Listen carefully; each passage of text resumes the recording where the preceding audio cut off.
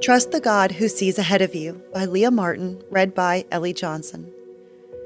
Give thanks to Him who parted the Red Sea. His faithful love endures forever. Psalm 136:13. Are you worried these days? Do you ever feel if you don't save up, batten down, build defenses, or control every aspect of the outcome that you'll be swallowed in deep waters? Fearing the future is understandable in a world terrorized by viruses, violence, and sin. In fact, generations of people throughout the history of the Bible were also fearful when enemies approached and situations were far less than preferable.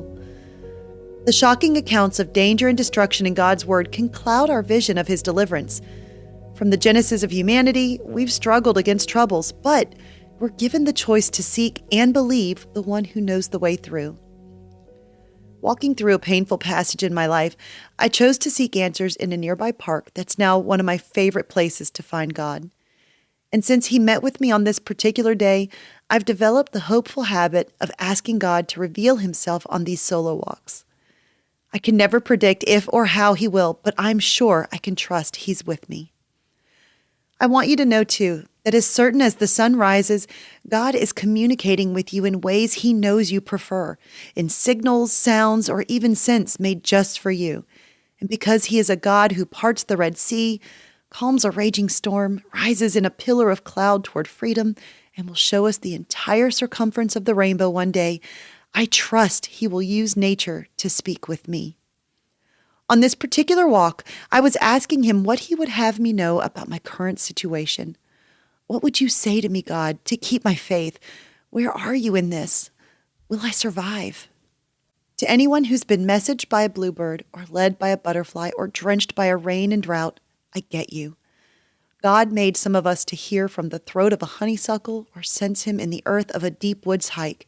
And because God knows this about me, He met me here. As I walked along a sloping hill of trees, the sky began darkening and a summer wind churned, and then He appeared. Roughly 10 or so steps ahead of me, the leaves turned, waving as if being pressed. I watched them press inward, just ahead of me as I walked along. It continued as I walked along, always waving just ahead of me. I turned around numerous times to confirm, and then delight in this message. The leaves behind me lay silent, and rhythmically, as I trekked along, the arms of the trees waved joyfully only just ahead. God was showing me Isaiah 30:21 that day. This is the way. Walk in it. Even while a storm was brewing, He was with and ahead of me, invisible in form, but visible in effect. The leaves behind me, unshaken. The leaves I'd yet to reach, waving me forward. As I came to the corner where the path rounded away from nature and toward the parking lot, I saw a tiny painted rock just sitting there. My contacts were dry from the wind and sticking from tears. I couldn't see enough to read the swirls on the rock that looked like a signature. My straining eyes could only make out Lori. Once home, I removed my contacts and pulled close with uninhibited eyes to my little hand-painted treasure. What did it say? Love me. I am, without a doubt, that God sent a message to the brokenhearted that day to bind up my wounds. He said, follow me because I know the way. Make no other gods before me. Love me, and I will lead you through all of this to the wonder only I see ahead.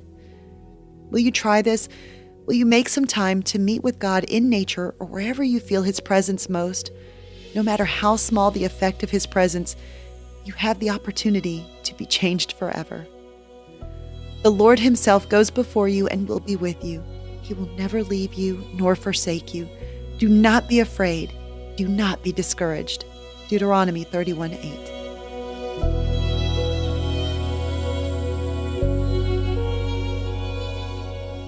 Hey everyone, thanks for listening to Your Daily Bible Verse, a production of the Salem Web Network. If you enjoyed what you heard today, we'd love for you to head over to iTunes and rate and review our podcast.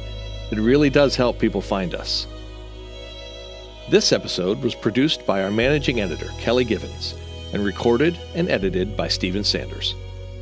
Be sure to come back tomorrow as we examine more of God's Word.